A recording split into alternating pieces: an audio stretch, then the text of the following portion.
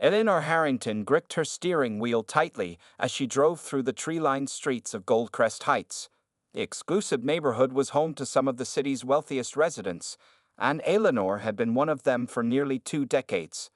The afternoon sun glinted off her diamond wedding ring, the one she still wore 3 years after her husband's death. James Harrington had built a tech empire from nothing, turning a small startup into a billion-dollar company before his tragic yacht accident off the coast of Greece. The news had shattered Eleanor's world. No body was ever recovered from the Mediterranean waters, but the evidence of the accident had been undeniable.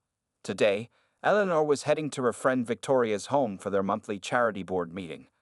As she turned onto Crescent Drive, she slowed down to admire a newly renovated mansion across from Victoria's estate. The property had been on the market for months before finally selling to a mysterious buyer who paid in cash. A black luxury car pulled up to the mansion's gates. Eleanor watched as they opened automatically, allowing the vehicle to glide up the curved driveway. The car stopped at the front steps, and a tall man stepped out. Eleanor's foot slammed on the brake. Her car screeched to a halt in the middle of the road. The man standing there, reaching back into the car for a briefcase, had James's exact build. The same broad shoulders, the same way of standing with weight shifted slightly to one side. When he turned toward the house, Eleanor saw his profile. Her heart stopped. It was James, the same strong jawline, the same nose that had been broken playing college football. Even from this distance, she could see the way his dark hair curled slightly at the neck. "Impossible," she whispered, her hands shaking on the wheel. The man disappeared inside the mansion, and the massive front door closed behind him. A car horn blared behind her, making Eleanor jump. She had stopped in the middle of the road. Quickly, she pulled to the side, her breathing fast and shallow. She pressed her forehead against the steering wheel, trying to calm herself. It wasn't him, she told herself. James is gone.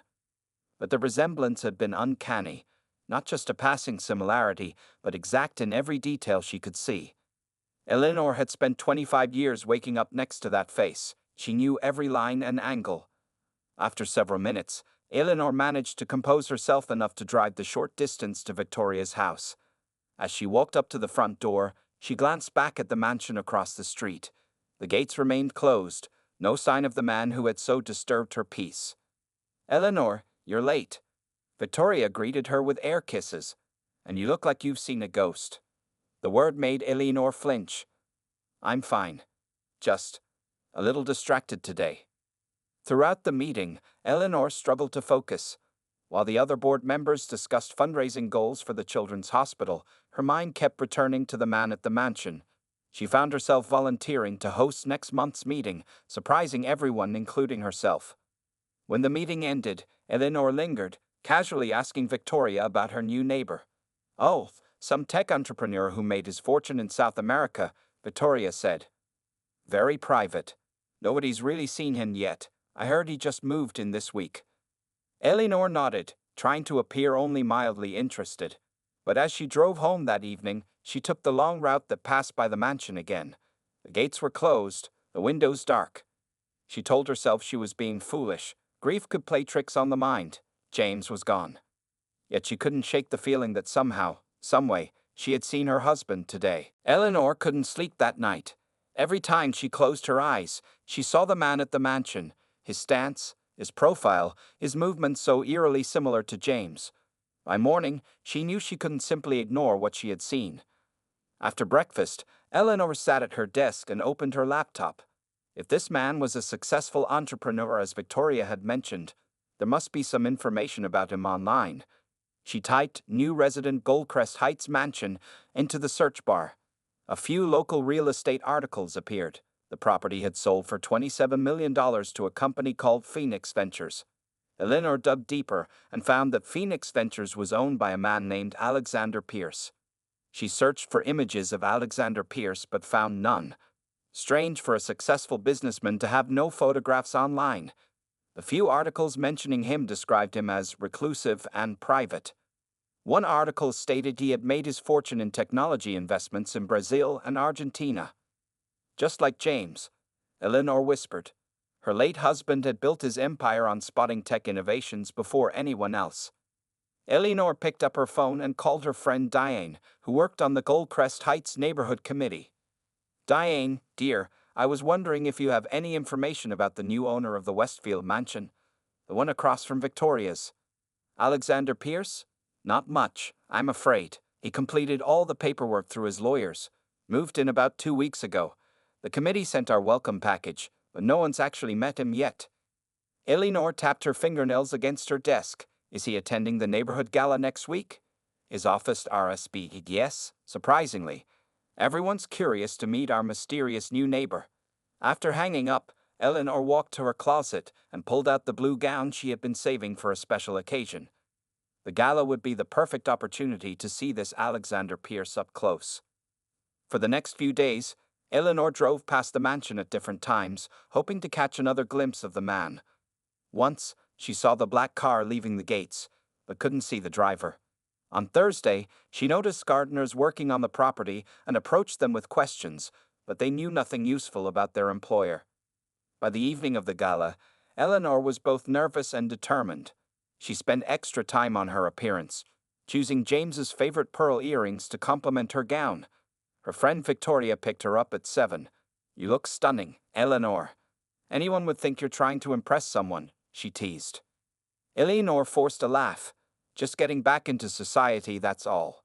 The gala was held at the Goldcrest Heights Country Club, its ballroom transformed with twinkling lights and elegant floral arrangements. Eleanor accepted a glass of champagne and positioned herself near the entrance, watching each arrival. At 8:30, a stir rippled through the crowd. Alexander Pierce had arrived. Eleanor's glass nearly slipped from her fingers. Seeing him under the bright lights, the resemblance was even more striking. He had James's height, his posture, the way his eyes crinkled slightly at the corners. The only differences were a slightly different hairstyle and a thin scar near his right temple that James hadn't had. She watched as the neighborhood committee president welcomed him, introducing him to various guests. Eleanor moved closer, hearing his voice for the first time. It's a pleasure to be part of this community, Pierce was saying with a slight accent that sounded South American.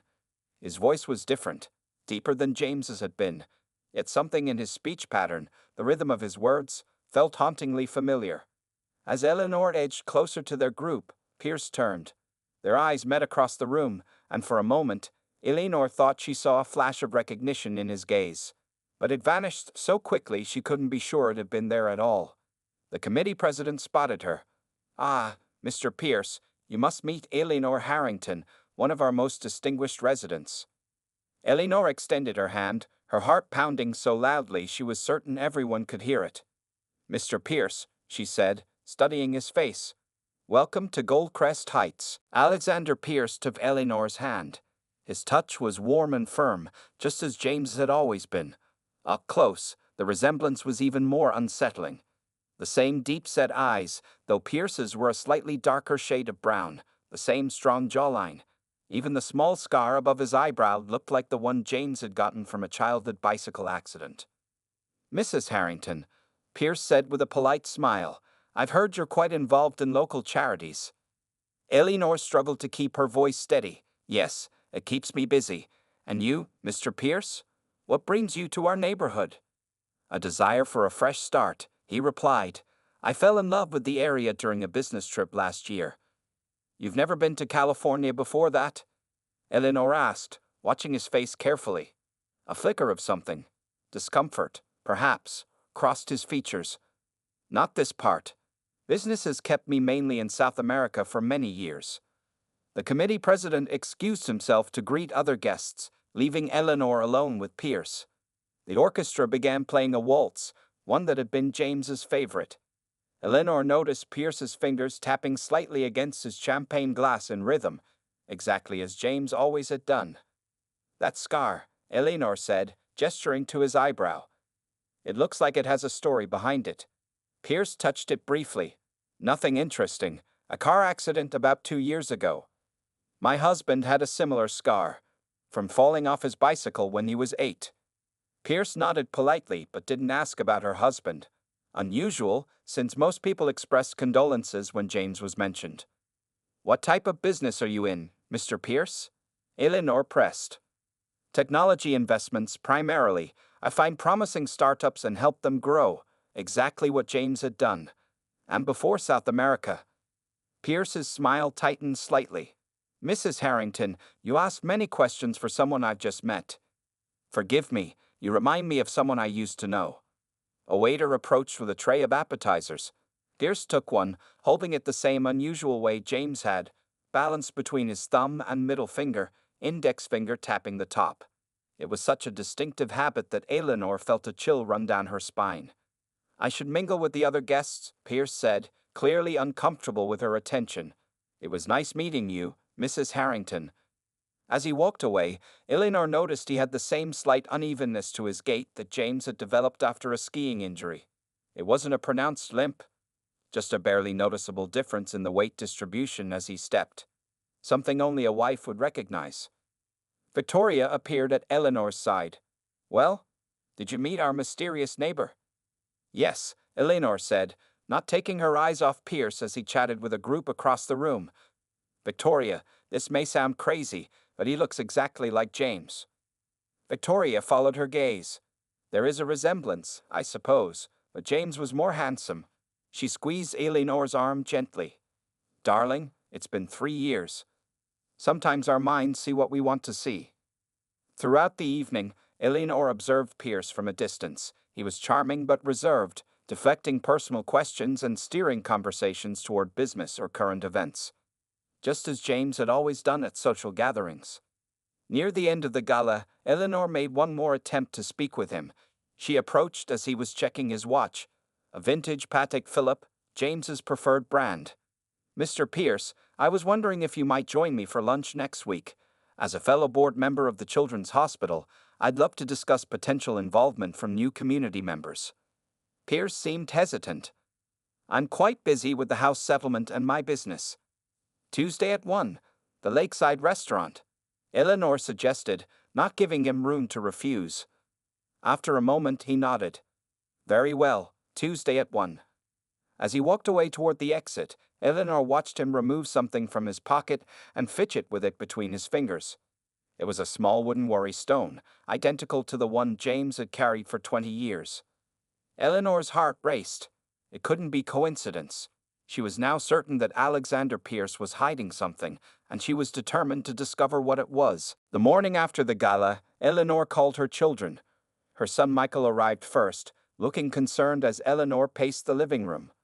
Mom, you sounded upset on the phone. What's going on? Eleanor took a deep breath. I think your father might be alive. Michael's expression shifted from concern to alarm. What? There's a man who moved into Goldcrest Heights.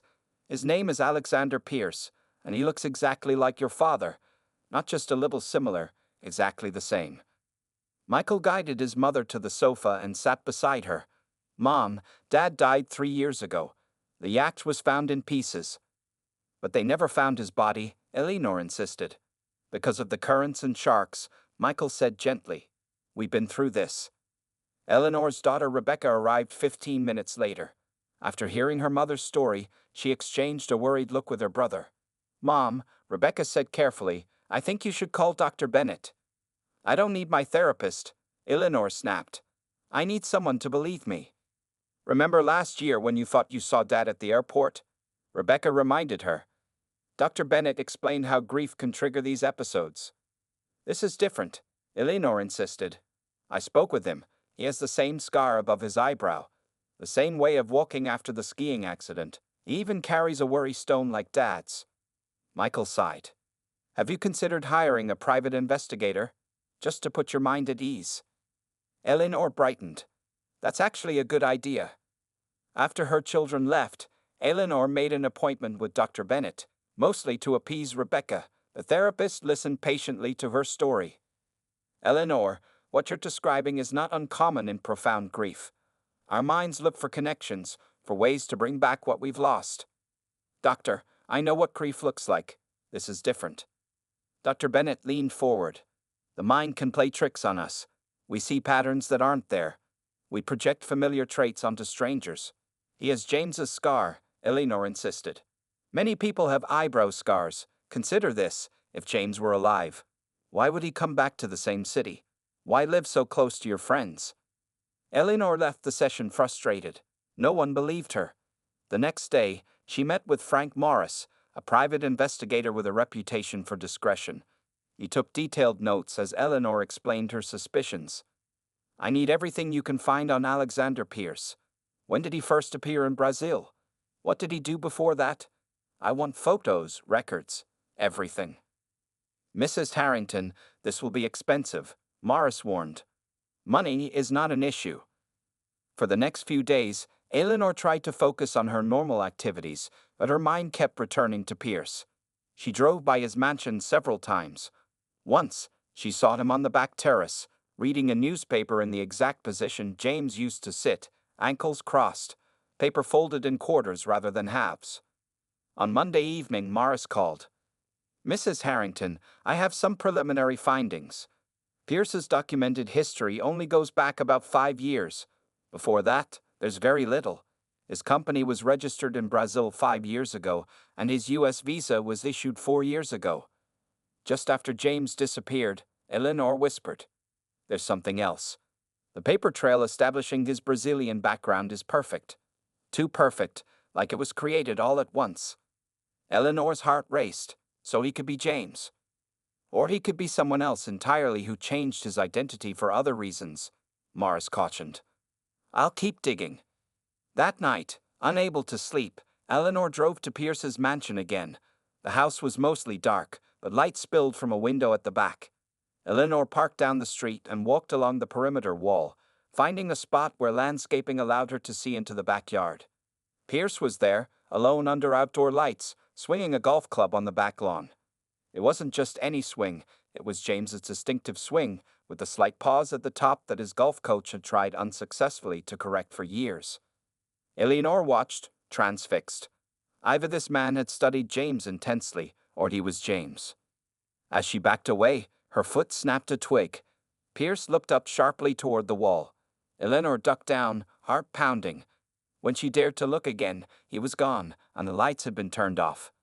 Eleanor drove home, torn between certainty and doubt. Was she seeing what she wanted to see? Or was her dead husband living just minutes away, pretending to be someone else? Tomorrow's lunch would bring her closer to the truth. Eleanor arrived at the lakeside restaurant 30 minutes early.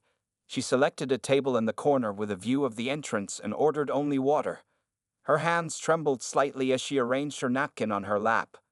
The private investigator's information kept replaying in her mind. A perfectly crafted paper trail only 5 years old. At precisely 1 o'clock, Alexander Pierce walked in. He wore a navy suit that was eerily similar to James's favorite. The maitre d' guided him to Eleanor's table. Mrs. Harrington, he said with a polite nod as he took his seat. Thank you for coming, Mr. Pierce. Eleanor studied his face, noting every familiar line and contour. Their waiter approached, and Pierce ordered without looking at the menu. Sparkling water with lime, please. James's preferred drink at lunch meetings. After they ordered food, Eleanor steered the conversation toward business, asking about his investments and future plans. Pierce answered each question carefully, maintaining his slight accent. You mentioned you started your company in Brazil, Eleanor said. What were you doing before that? A barely perceptible tension appeared in his shoulders. Various ventures, nothing worth mentioning. And your family? Are they still in South America? I have no family, Pierce replied, his expression neutral. My parents passed years ago. Eleanor took a deep breath. Mr. Pierce, I'm going to ask you something directly. Have we met before? He frowned slightly. Only at the gala, Mrs. Harrington. Eleanor was about to respond when she noticed 4 men in business attire entering the restaurant. They approached the maitre d', who pointed to their table. Pierce turned to look, and his expression changed to one of recognition. My investors, he explained. I didn't realize they would be here. The men spotted Pierce and came over. The oldest of the group, a distinguished man with silver hair, extended his hand to Pierce. Alex, good to see you. We finished early at the office and thought we'd surprise you. Pierce stood to greet them, clearly uncomfortable with the unexpected development. After brief introductions, the men pulled up chairs, joining their table uninvited. Eleanor watched as the dynamics shifted, her private lunch now turned into a business meeting. Something snapped inside her. 3 years of grief, of unanswered questions, combined with the mounting evidence of the past week, was too much. "Excuse me," Eleanor said loudly, causing the conversation to halt. "I need to ask something important." The investors looked at her curiously. Pierce's face tensed. "Mr. Pierce," Eleanor said, her voice steady despite her racing heart. "Or should I call you James Harrington?" A shocked silence fell over the table. The investors exchanged confused glances. "Mrs. Harrington," Pierce began, his accent slipping slightly. "My husband didn't die in that yacht accident, did he? You faked your death, changed your appearance just enough, and created a new identity." Eleanor's voice grew louder with each word. The restaurant had gone quiet, other diners watching the scene unfold. Pierce's face remained composed, but his knuckles turned white as he gripped his water glass. "I believe you're confused. I am not your husband. The scar above your eyebrow, your golf swing, the way you hold your glass, even the worry stone you carry, everything is exactly like James." One of the investors, a younger man with glasses, leaned forward. "Alex, what is she talking about?" Pierce maintained his calm. "Mrs. Harrington is mistaken. She believes I'm her late husband due to some physical similarities." "It's more than physical similarities," Eleanor insisted. The silver-haired investor cleared his throat awkwardly. "Mrs. Harrington, I've known Alex since his accident 2 years ago. He suffered severe facial injuries in a car crash in Argentina. The surgeons did remarkable work during his reconstruction." Eleanor faltered. "Reconstruction?" "Yes," the man continued. "I visited him in the hospital. His face was unrecognizable. The doctors essentially rebuilt it." Eleanor felt the ground shift beneath her. A facial reconstruction could explain everything, or provide the perfect cover story. As the uncomfortable silence stretched, the waiter arrived with their food. Pierce used the interruption to stand up. "Mrs. Harrington, I think it's best if we end this lunch. I understand you're still grieving, but I am not your husband." As he reached for his wallet, Eleanor noticed him signal to the bartender with 2 fingers tucked against his palm, exactly how James had always ordered his favorite rare whiskey. Pierce paid for the entire table and left quickly with his investors. Eleanor remained seated, embarrassed but not convinced. The facial reconstruction story explained the similarities, but not how he knew James's unique mannerisms. Eleanor sat in her car for nearly an hour after the disastrous lunch. Her phone rang repeatedly, calls from both Rebecca and Michael. News traveled fast in their social circle. Finally, she answered Michael's call. "Mom, what happened?" "Victoria just called and said you accused the new neighbor of being dad at Lakeside." "It wasn't my finest moment," Eleanor admitted. "But Michael, there's something not right about this man." "Mom, please. This has gone too far. Rebecca wants to schedule an appointment with Dr. Bennett tomorrow." Eleanor gripped the steering wheel. "I'm not crazy, Michael. I need 24 more hours before you and your sister try to have me committed. Can you give me that?" After a long pause, Michael agreed. Eleanor drove straight to Frank Morris's office. The private investigator looked surprised to see her without an appointment. "Mrs. Harrington, I was about to call you. I found something interesting." He turned his computer screen toward her, showing a medical record with Pierce's name. This confirms he had reconstructive surgery 2 years ago after a car accident in Argentina. But here's where it gets interesting. Morris clicked to another document. His surgeon, Dr. Ramirez, specializes in a very particular type of facial reconstruction. "What type?" Eleanor asked. "Identity changes. He's known in certain circles for helping wealthy clients who want to disappear. Usually people running from something, debts, criminal charges, ex-spouses." Eleanor's heartbeat quickened. "So it's possible." "It's possible Pierce was someone else before the accident. Whether that person was your husband, I can't say." Morris pulled out another folder. "I also looked into your husband's company finances before his death. There were some unusual transfers in the months leading up to his accident." He showed Eleanor bank statements with highlighted transactions, money moving through a complex web of accounts. "These patterns are typical of someone preparing to vanish," Morris explained. "And there's one more thing. The SEC was quietly investigating your husband's company for possible securities fraud. The investigation was dropped after his death. Eleanor felt like the air had been sucked from the room. James was being investigated. I never knew. It was very quiet, early stages, but if he knew about it, he might have had a reason to disappear, Eleanor finished. On the drive home, Eleanor's mind raced. She needed more concrete evidence, something that couldn't be explained away. Then she remembered James's golf bag in the garage. He'd always been private about it, never letting anyone else clean it or move it. After his death, she couldn't bear to get rid of it. At home, Eleanor went straight to the garage and pulled out the old golf bag. She emptied the pockets, finding old scorecards, tees, and a small metal key she'd never seen before. It wasn't for their house or any of their vehicles. The key had a number stamped on it. 247. It looked like a storage unit key. Eleanor called Morris again. I need you to check if James had a storage unit somewhere. I found a key. 3 hours later, Morris called back. Unit 247 at Secure Storage on Westfield Road. Paid in cash annually. Last payment was made 2 weeks before your husband's accident, covering 5 years. Eleanor drove to the storage facility immediately. Her hands shook as she approached Unit 247. The key slid into the lock perfectly. Inside, she found a single filing cabinet and a small safe. The filing cabinet wasn't locked. Inside were documents, bank account details for accounts she never knew existed, a passport in James's name but with a different birth date, and detailed plans for the yacht accident. The final document made her sink to her knees. It was a report about the SEC investigation, clearly stolen from someone with inside information. Next to it was a handwritten note in James's distinctive writing. Plan B activated. If you're reading this, something went wrong. The accident was scheduled for June 17. New identity package in safe. Combination, our anniversary.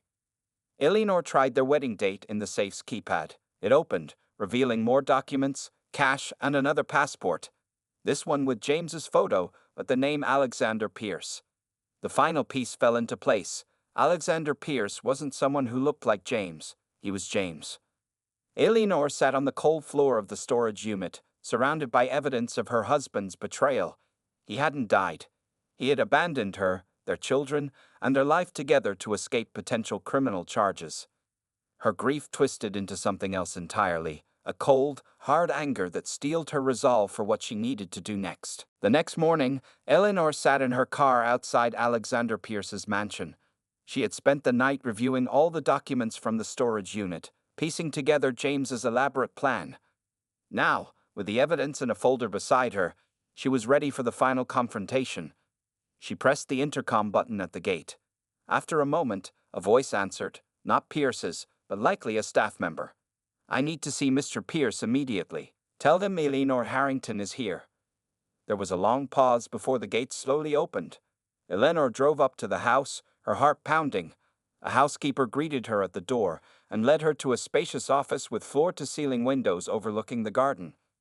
Pierce, or rather James, was standing with his back to the door, looking out at the view.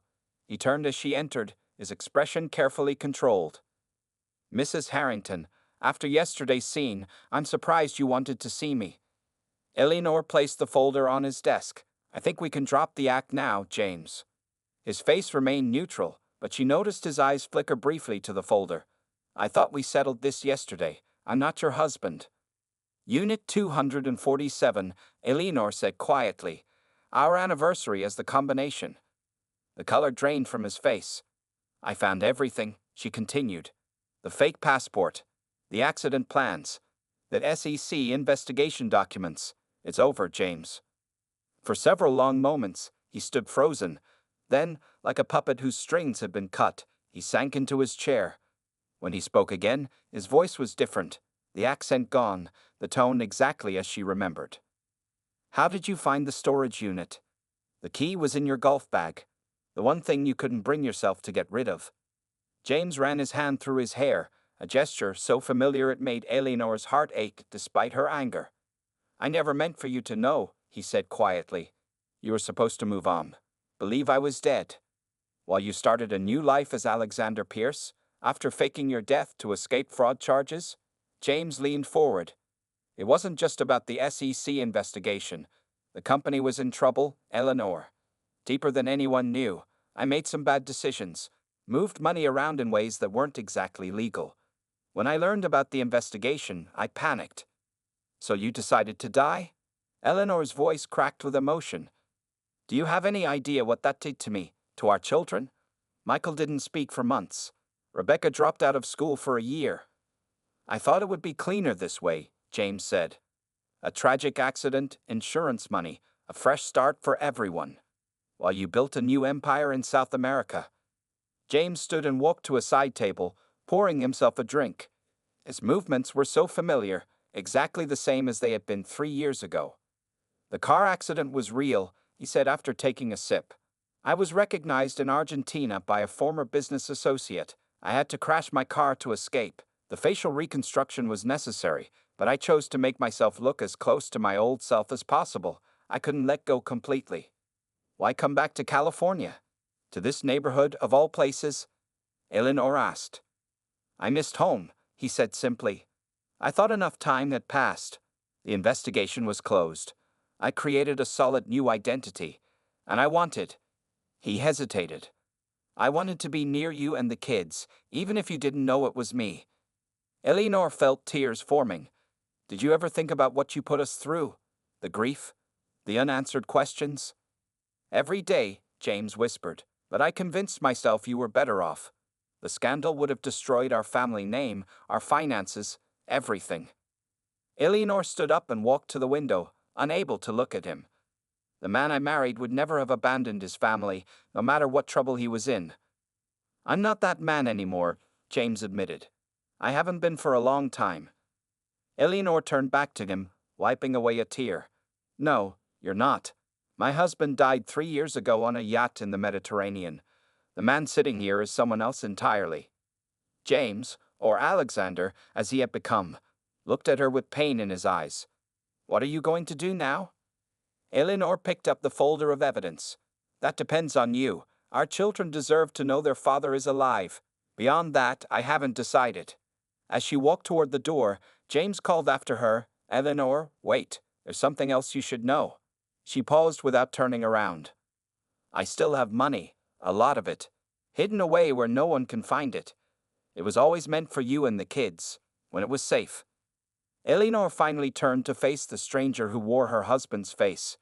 Do you really think this was ever about money? Eleanor sat in her living room, staring at the three faces watching her intently.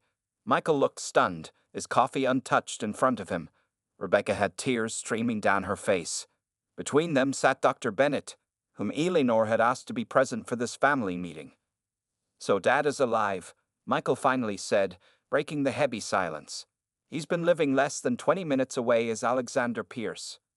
Eleanor nodded. Yes, I confronted him yesterday with the evidence. He admitted everything. Rebecca wiped her tears angrily. You let us think he was dead for 3 years. You watched us grieve. How could he do this to us? He claims he was protecting us from scandal and financial ruin, Eleanor explained.